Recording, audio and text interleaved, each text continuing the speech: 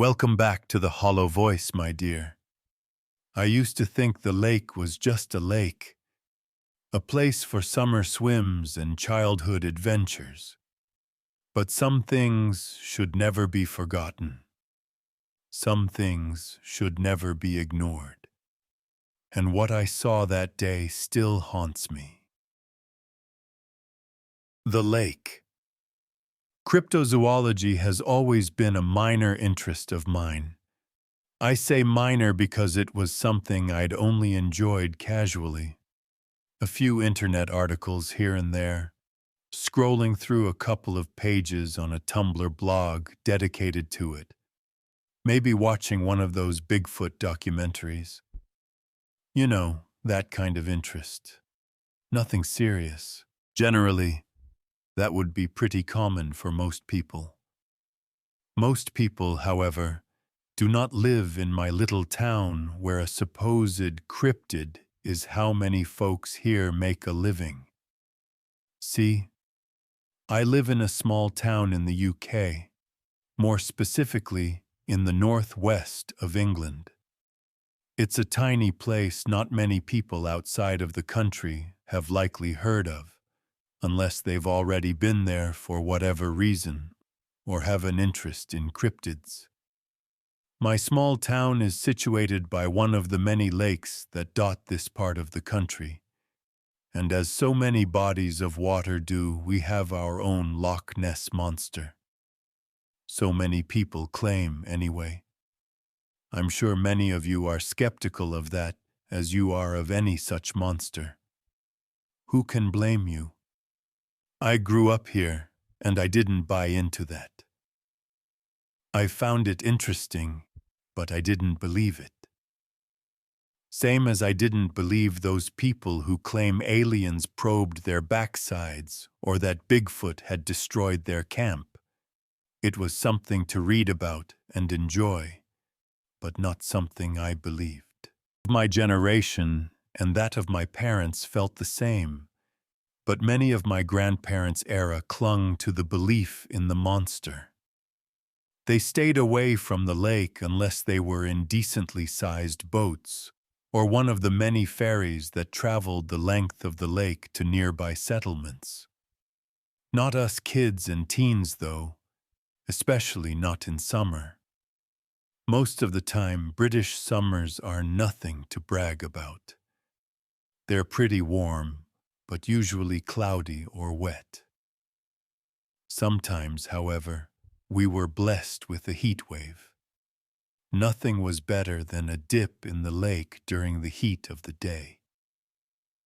During the school holidays, the older kids would hang out by the lake well into the evening.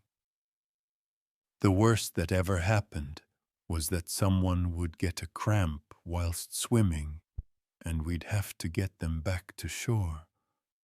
Or someone would get their foot tangled in some lakeweed and freak out until they realized what it actually was. Nothing sinister, nothing serious. Most certainly, no lake monster. One particular day during the Easter break, where it was much too cold to spend more than 5 minutes at a time in the lake, I was spending my time climbing the many tall trees that covered the areas around the lakes. Maybe I was a bit old for tree climbing, most likely, but it had always been something I'd enjoyed doing. Something about climbing as high as I could go and settling down on a sturdy branch, just looking over my surroundings, was something I enjoyed. Most of the time, I'd just watch boats going up and down the lake, people going about their business, cars passing down the country roads. Just typical stuff not worthy of merit. But this day in spring was different. The day itself was like any other. A chilly but sunny day in late March. I'd already taken up my temporary church in an old oak, where I'd stay for an hour or so before going off to meet friends. From where I was perched, I could see two young kids, maybe around 8 or 9, playing down by the shore. They weren't close to the water, just sitting in the grassy area a little ways off the bank. Two girls. I couldn't really see what they were doing beyond that general observation. This was nothing out of the ordinary. What was unusual was the large, dapple-gray horse trotting along the shoreline towards them. Horses weren't exactly an unusual sight themselves out in a rural town, but they were usually in their fields or accompanied by a rider. There was no one else in sight, and this horse had no saddle, bridle, or any other sort of riding gear. There are no true wild horses in the United Kingdom, and the only semi-wild horses make their home in the New Forest, somewhere right at the other side of the country. That left the option of it having somehow gotten out of its field. For all it seemed weird to me, in hindsight it wasn't all that unusual. Tourists were always crossing through private land and leaving gates open. Animals were bound to get out on occasion. The kids took immediate notice of the animal, looking up from their chatter and letting out delighted squeals I could hear even from my spot up in the tree. I watched as they ran up to it, fearless as all children were, oblivious to the fact that if they spooked it, one kick from its front or back legs could shatter their developing bones. I watched as the pair gleefully pet the animal. The horse itself didn't seem to mind the attention, which led me to think it was one frequently used for riding. Most likely one of the horses rented out to tourists so they could enjoy a ride through the countryside.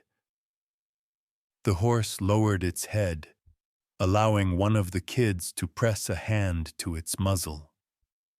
I could hear their delighted laughter as the pair took turns alternating between stroking its flank and head.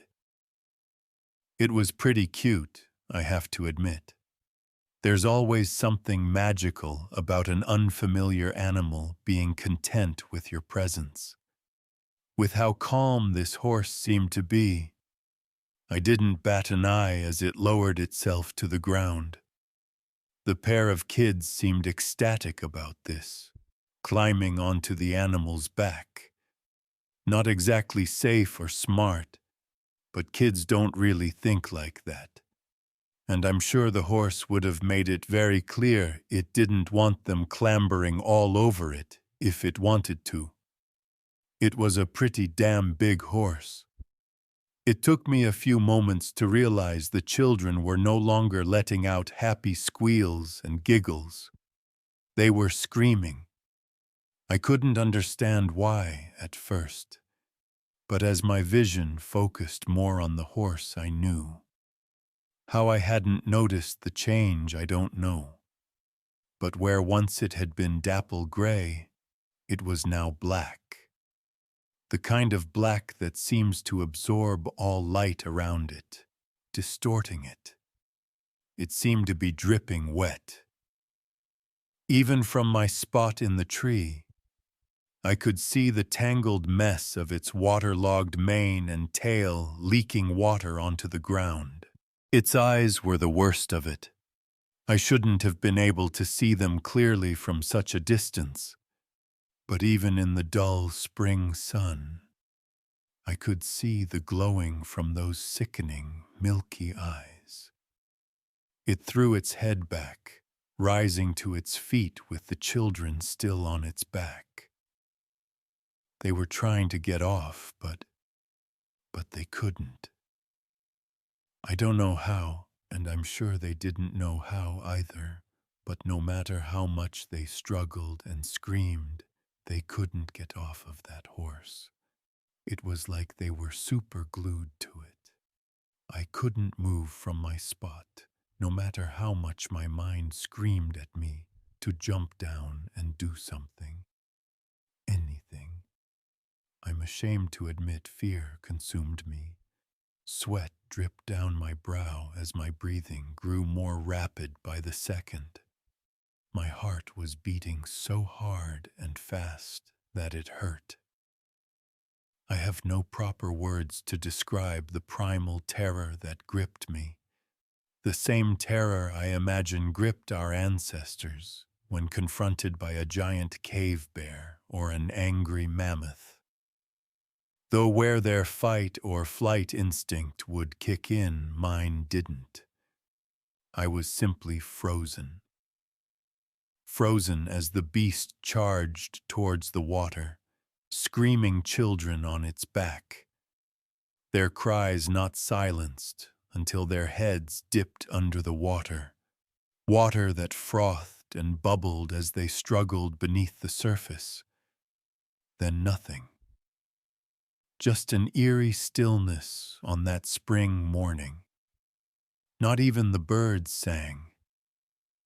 I think they knew. Animals just know these things.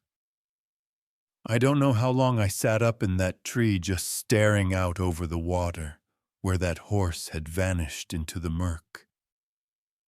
I don't know what became of those kids, but I know they were never found and that they never will be.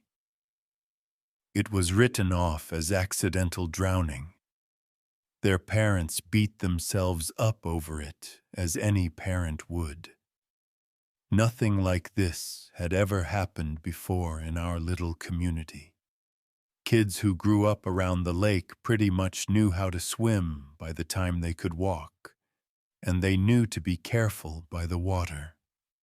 It didn't add up, of course, but beyond that, no one could explain it. I think the parents cling to the hope that their children simply ran away or were kidnapped, so that they might one day find them again, and I can't blame them for that. I never told anyone what I saw. No one would have believed me anyway, save for a few ancient crones nobody took seriously, who frequently babbled about ghosts and ghouls. It haunts me that I did nothing, that I simply watched as those innocent children were pulled into a watery grave. I never went into the lake after that.